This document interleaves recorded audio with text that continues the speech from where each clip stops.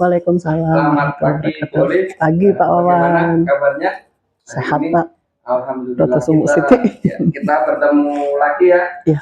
Pada pagi hari ini kita akan mengadakan kegiatan pasca observasi karena kemarin minggu lalu kita sudah melakukan pra observasi.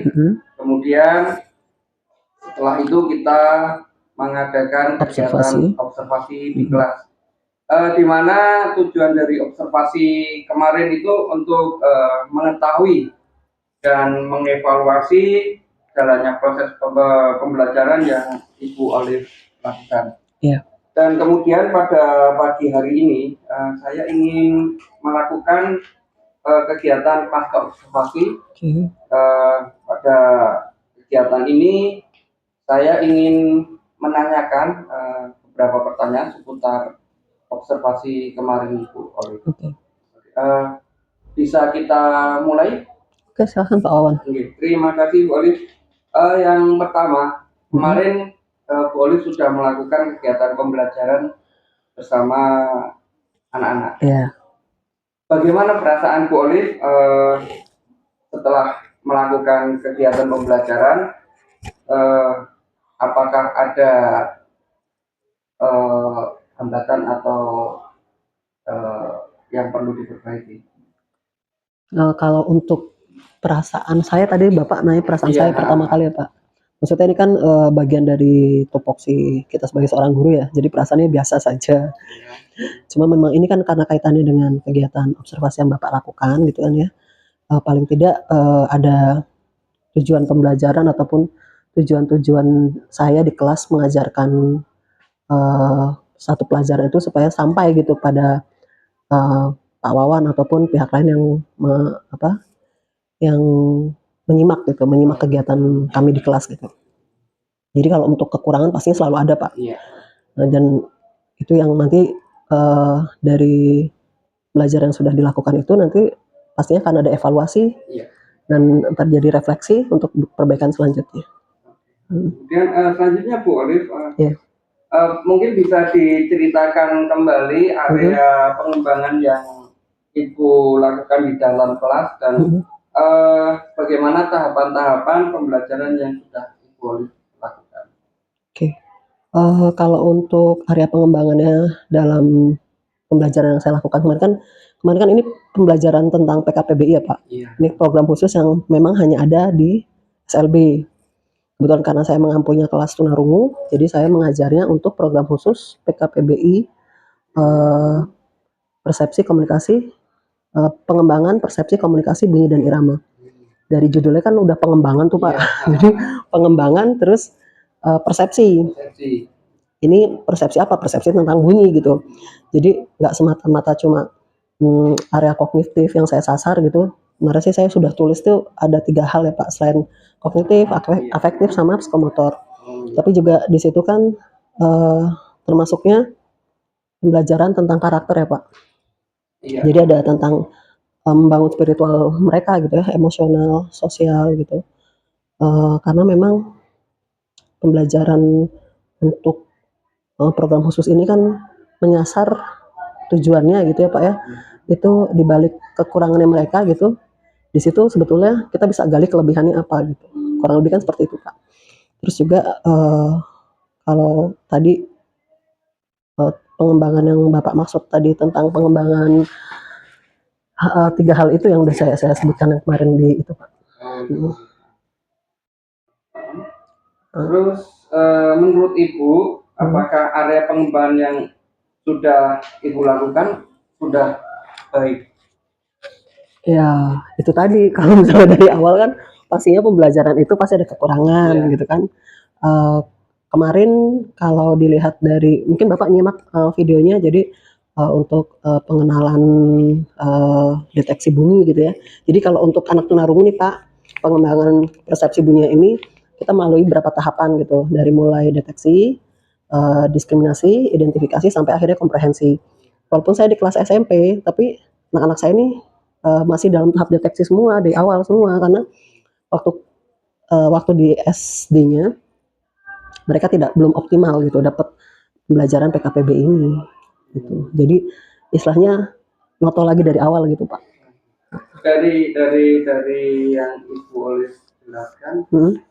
dari penilaian itu dari rentang 1 sampai 10, menurut Bu Olive berapa penilaian pengembangan Bu Olive? Saya menilai diri sendiri nih. Iya. Kira-kira Aduh. yang Ibu lakukan. Ya gini, jadi pembelajaran PKPB ini kan nggak bisa satu kali dalam satu pekan gitu ya, karena kan memang jamnya juga sekarang kan program HUS ini udah nggak jadi mulok ya, tapi jadi pembelajaran wajib.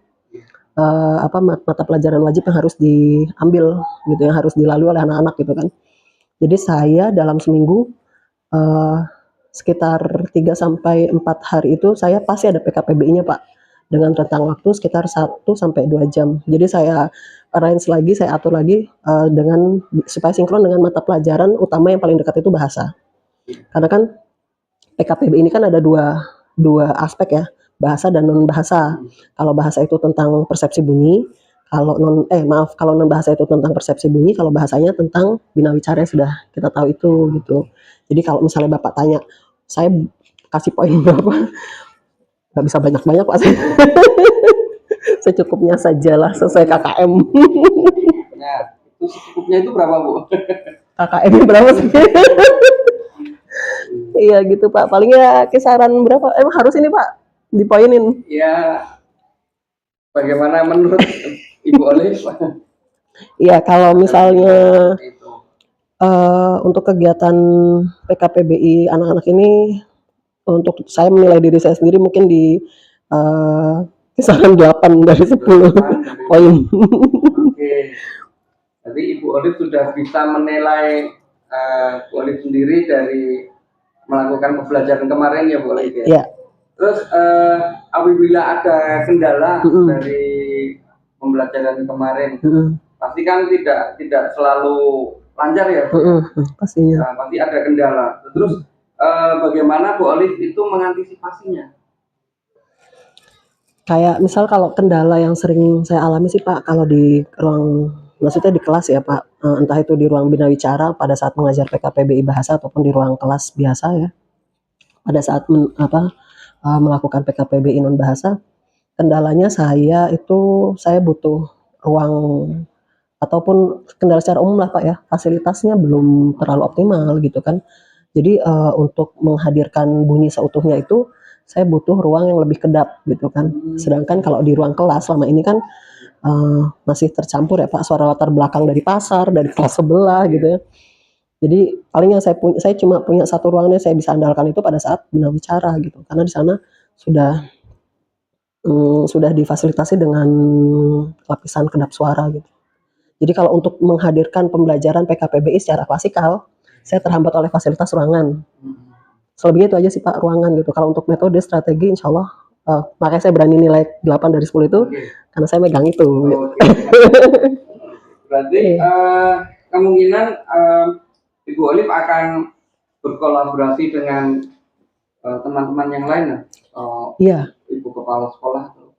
Iya, ada, bukan wacana sih Pak, ini kemarin wacananya udah dari tahun lalu gitu. Jadi nanti akan ada istilahnya belajar bersama ya, dalam artian penggabungan untuk anak-anak tunarungu, mungkin dari kelas saya kan kelas SMP, terus dengan kelasnya Bu Wahyu atau ya, walaupun SD, tapi kemampuan mereka masih sama di tahap deteksi gitu, nanti ya akan saya gabung saja gitu kan. Jadi saya menyajikan pembelajaran PKPB ini berdasarkan tahapan mereka gitu. Jadi saya nggak lihat ya seperti yang kurikulum kita sekarang lah ya. Iya. Berdasarkan kompetensinya saja. Terus kira-kira kapan Ibu Olive akan melakukan perubahan tersebut? Jadi ini udah jalan sih Pak. Maksudnya kemarin waktu pas akhir semester lalu dari kelas Bu Wahyu gitu sudah berapa kali di kelas saya untuk belajar bareng PKPBI gitu. Di kelas yang semester ini kami belum ketemu waktunya nih Pak, karena banyak kegiatan sih. Jadi mungkin setelah tengah semester ini ya, ATS ini ya. begitu kita tunggu perkembangan selanjutnya ya Bu Olive. Insya Allah.